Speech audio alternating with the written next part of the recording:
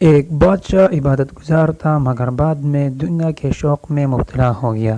ایک عالیشان محل تعمیر کرایا، اس میں قیمتی فرش فروش بچھوائے اور اسے ہر طرح راستہ فراستہ کر کے دعوت کا اہتمام کیا۔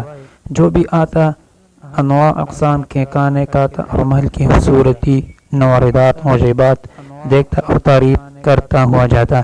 یہ سلسلہ کئی روز تک چلتا رہا۔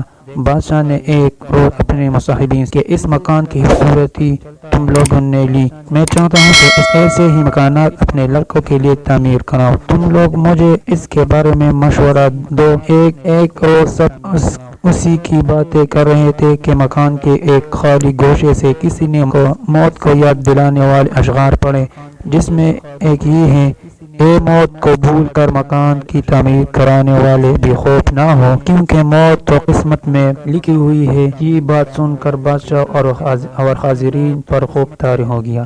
بادشاہ نے پوچھا، کیا تم لوگوں نے بھی کچھ سنا؟ سب نے کہا، ہاں ہم نے بھی سنا۔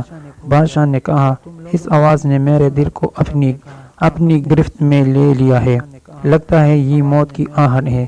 مصاحبین نے تسلی دی مگر بادشاہ کی کیفیت بدل چکی تھی۔ اس نے شراب گرا دی اور فوراً سخیل سے توبہ کی، اور الموت اس کی زبان پر جاری تھا۔ اسی حالت میں اس کی روح نکل گئی۔ ہر ایک زندگی کا انجام موت ہے، حسن عمل کا پہلا انعام موت ہے۔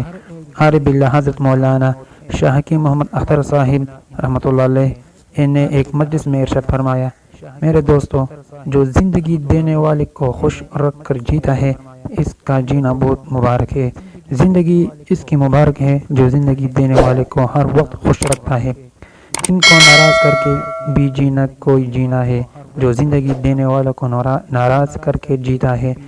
اس کا ناشتہ کرنا، اس کا چائے پینا، اس کا کھانا کھانا سب غیر شریفانہ ہے۔ بتاؤ بھائی، ابا ناراض ہو اور تم اس کے گھر میں بیٹھ کر اس کا مال اڑاؤ اور اس کی بات نہ مانو اور پھر بغیر تکلیف کے پیٹ بھر بھی رہے ہو۔ ارے ظالم، جب مالک کو ناراض کرتا ہے تو اس کی کھاتا کیوں ہے؟ دوستو، نمک حرامی سے بات آ جاؤ، کب تک ان کو ناراض کرتے رہو گے؟